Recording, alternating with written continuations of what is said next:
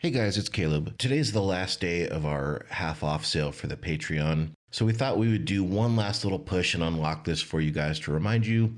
We actually have a couple of other shows entirely separate from Kill the Computer that we do behind the paywall that you may or may not know about. So if you'd like to check them out, you can use the coupon code SORA50. That'll go until midnight, April 1st. And if you're not interested, no worries. Enjoy the unlocked episode, and we'll see you next time real soon. Thanks so much. Bye. Hello, gamers.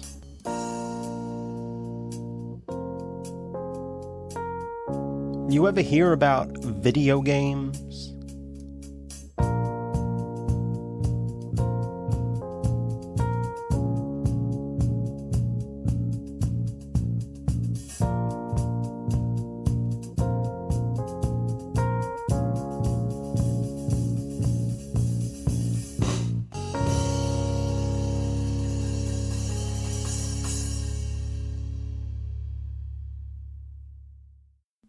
I stumbled across this tweet, and it was by Reb Ford. Reb Ford is the creative director of Warframe. If you haven't played Warframe, it's a free-to-play ARPG where you're space ninjas doing space ninja stuff, is the best way to describe it. It's been around for quite a long time. Her tweet was the following.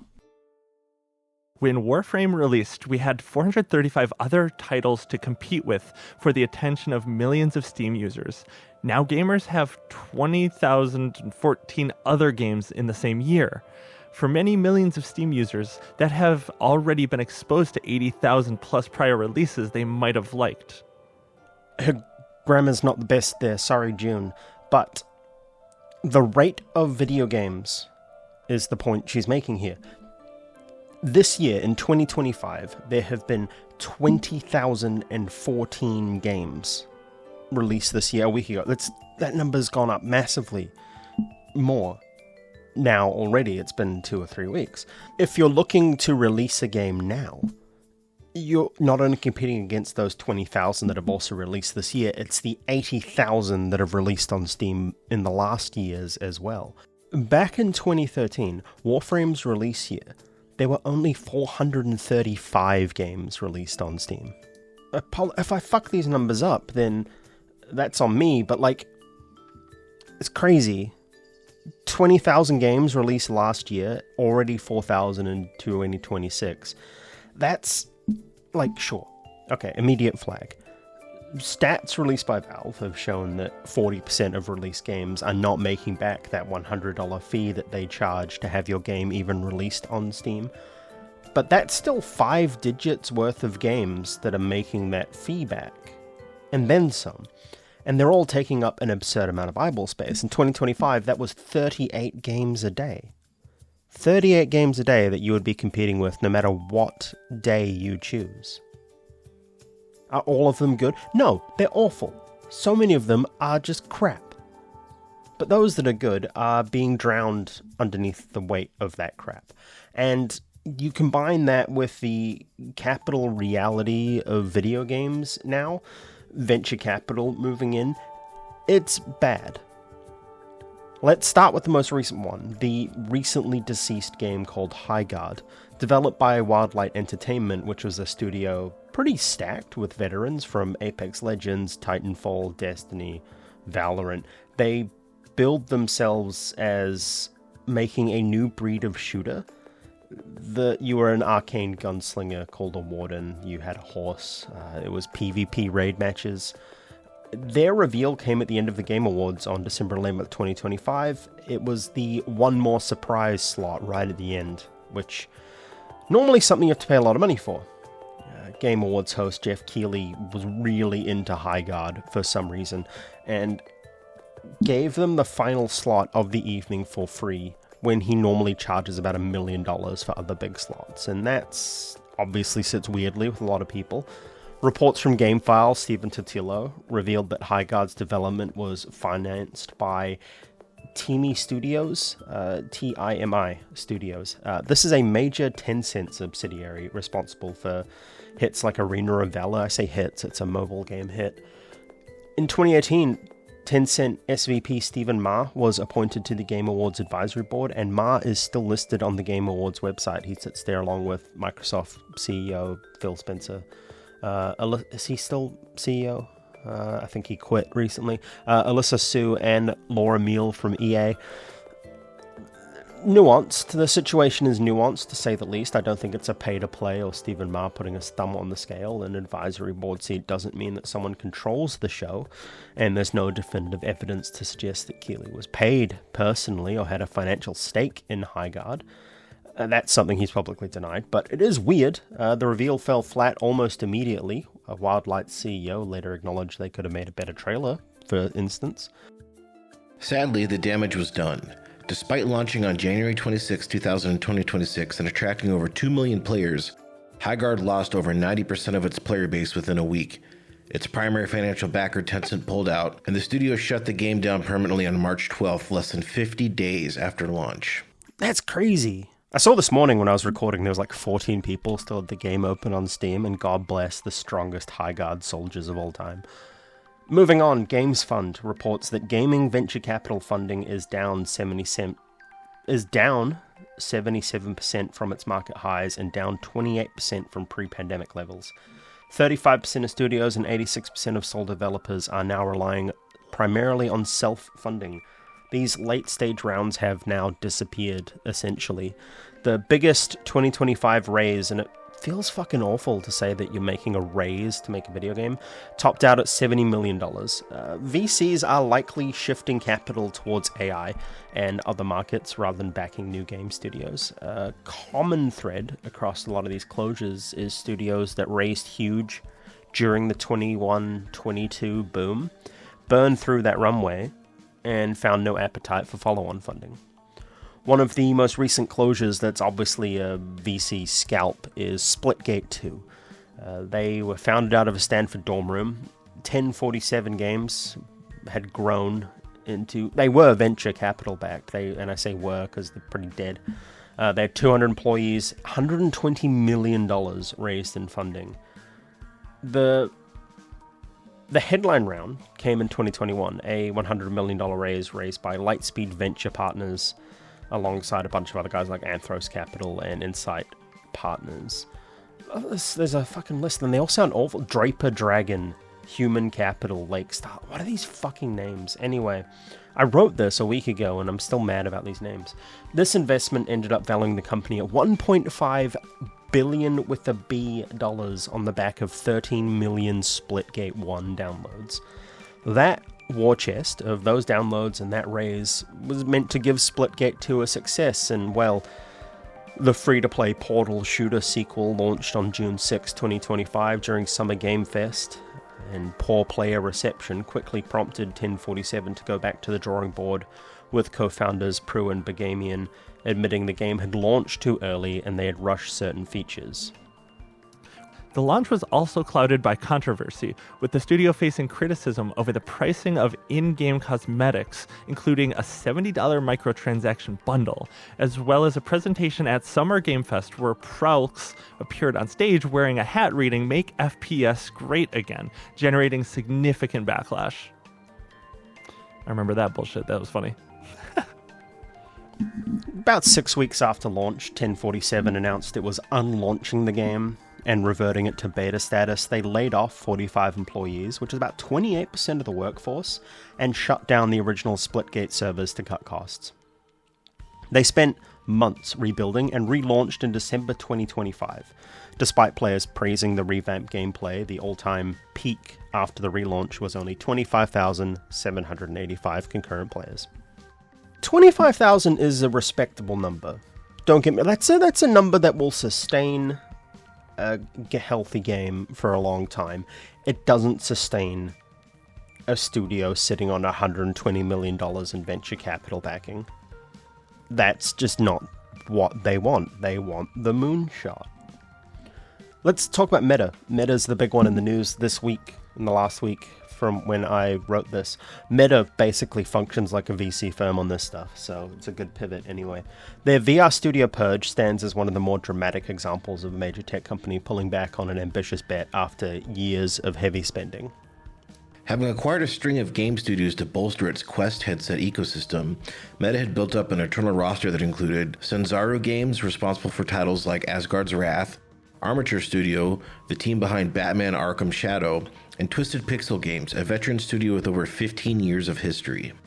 In January of 2026, Meta shut all 3 of those studios down as part of a broader Reality Labs restructuring that cut roughly 10% of that division's workforce. These closures came despite Batman Arkham Shadow having launched to strong reviews just months earlier as a Meta Quest 3 exclusive.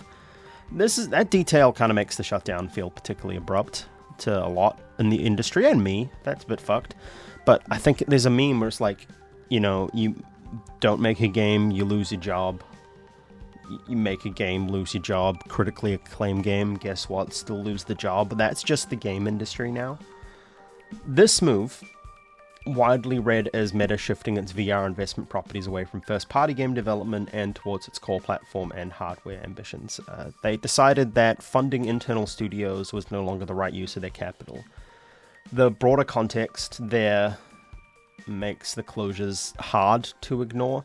Meta has poured tens of billions of dollars, billions with a B, into its metaverse and VR vision since rebranding from Facebook in 2021.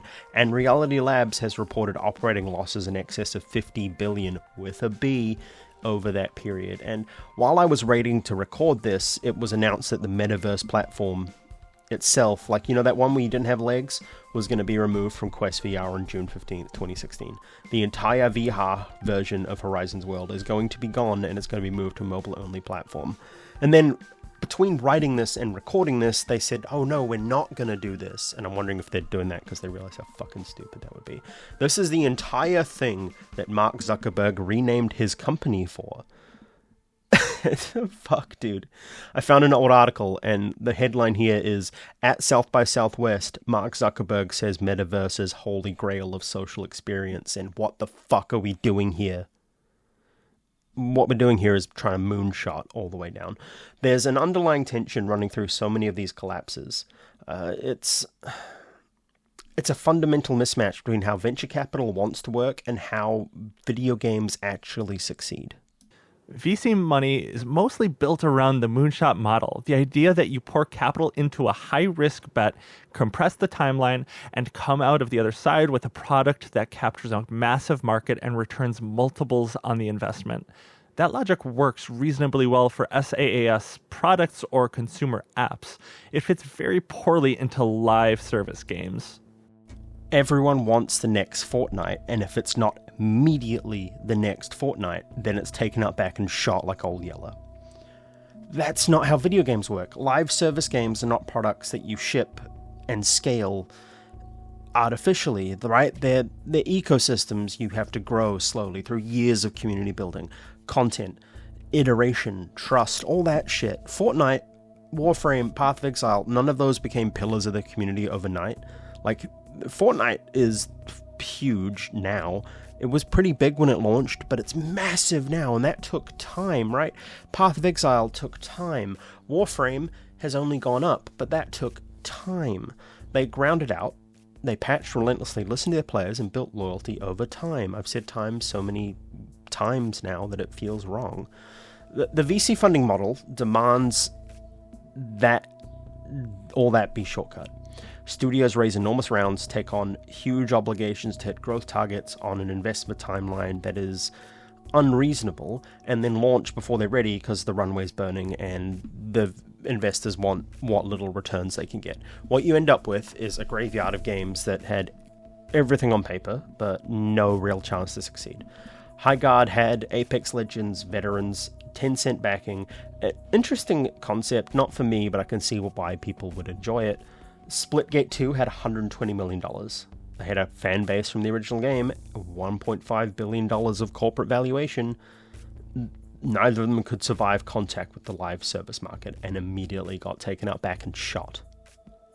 Players today have dozens of polished, well-supported alternatives competing for their time, and they will not wait for a game to find its footing. The moment a launch stumbles, the audience moves on, and it's very hard to get that back. So pouring VC money into that environment doesn't really solve the core problem. It makes it worse. It creates this idea that capital can substitute for the one thing money can't buy, which is time. If Warframe released now, in the same player counts it did all those years ago, it would have been killed immediately. Instead, it's now come from 10,000 players to a healthy 80,000. You know, you don't get that scenario where Warframe survived and thrived does not exist anymore. So let's talk about Marathon.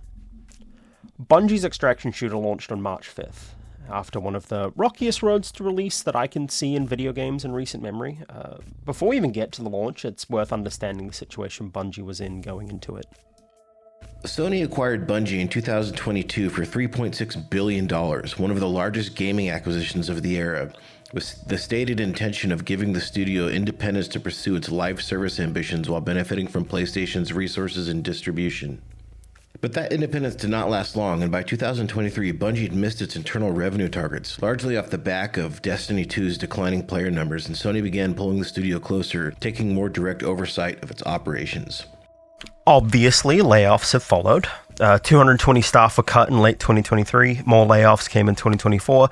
By the time Marathon was approaching its launch window, their CEO, Pete Parsons, had departed.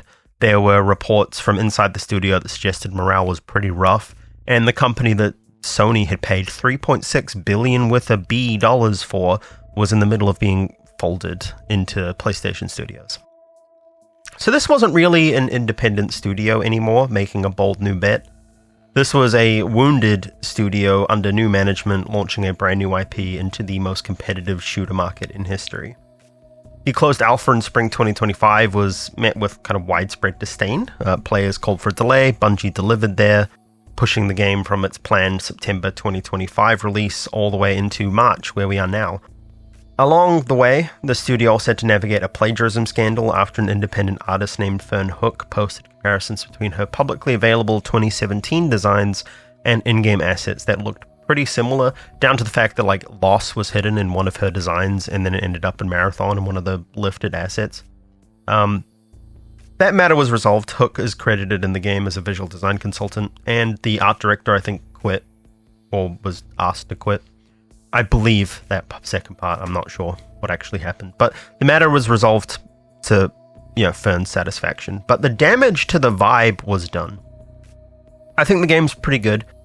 I played a little bit of the Server Slam. I don't have a gaming PC. I don't earn a lot of money, so I don't have a gaming PC.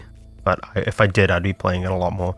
But the player count is where a lot of the controversy is. I'm flub mode in today, team. How you doing? There's tons of gaming grifters calling for it to be scalped already. They're calling it the next High Guard, the next Concord, and the comparison has spread everywhere. Warframe and Overwatch developers have publicly stepped in to defend it.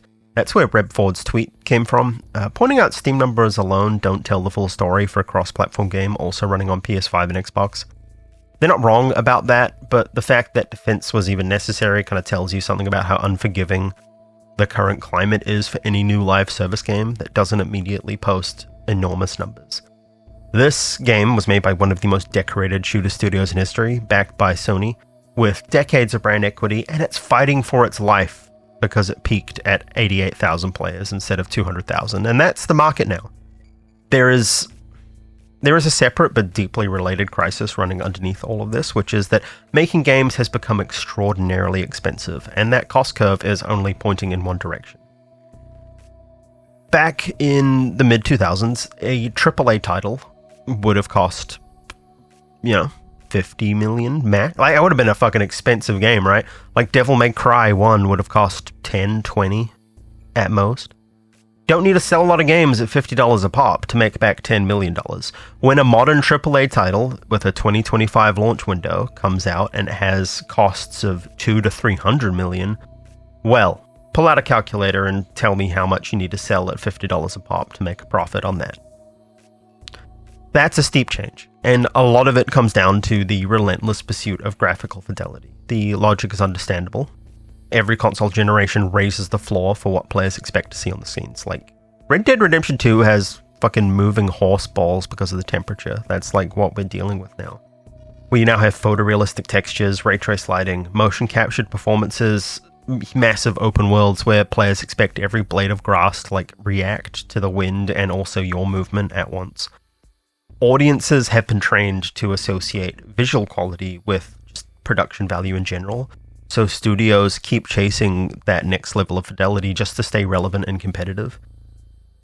The problem is, those hardware improvements that enable those visual improvements are now hitting a wall of diminishing returns. Each meaningful step forward in graphics quality requires huge amounts of rendering power, more storage, more RAM, more development time. You have one intern spending 20 hours just modeling the horse balls, right? And that's a lot of money when you add it up to every single horse ball. It's exponential amounts of money to something that's you're almost unable to distinguish from the previous generation. This is a trap. Studios pour hundreds of millions into making a game look incredible and then have little left for things that make people keep playing it, which is like systems depth, which is content variety, post-launch support, community infrastructure. It's all going on the most beautiful assets. The assets are beautiful and the servers are empty. Meanwhile, that indie game that was made $50,000 in a sad hand job with a weird mechanic and a dedicated Discord server is sitting at 40,000 concurrent players 18 months in. The industry keeps optimizing for things that players notice in a trailer and underinvesting in things that make them stick around. I struggle to see how the gaming industry gets out of this death spiral. The economics are broken in a way that feels very structural. This isn't like a cycle, this is something that needs a massive rethink as how an industry works, and I'm not in an industry to tell them. All I'm seeing is development costs going up and investment appetite going down. A live service market that is more crowded than it ever has been, and players are less forgiving of rough launches than they have ever been. Studios with the money are chasing that graphical fidelity at the expense of depth. Like, coming out this week was Crimson Desert, and it is a stunningly beautiful looking game. It's as deep as a puddle. The studios with these ideas are running out of runway before they even find an audience, and sitting above all of it is venture capital that is fundamentally incompatible with a slow, grinding, community-first process that actually produces a lasting game. Warframe took years to become Warframe, and nobody's giving other studios those years anymore, so what you now have is a graveyard of games that burnt bright for 2 weeks, made a handful of investors whole on paper, and then disappeared like they never existed. And the number of games releasing every year just keeps going up. There were 2014 released in 2025. There's probably 5,000 already in 2026. I have no idea what the answer is, but I'm fairly sure that more money, more fidelity, and faster timelines is not it. Thank you for listening. The key takeaway is you need to kill the computer.